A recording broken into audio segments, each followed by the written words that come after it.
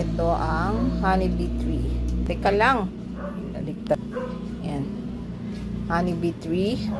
Pagalingan sa pagko-concentrate. Dapat, pag may hinilang dahon, walang malaglag na bee. Tama ba? O dab. Yan. Yung pinakamaraming makuha na bee, siya ang talo. Sige. Kuha. Hila. Ayan. Itong apo ko galing-galing. Walang nalaglag. Si Lola naman. Point. Wala ding nalaglag. O, sige. Kuha ka ng iba. Ibang dahon. Ibang dahon. Dali.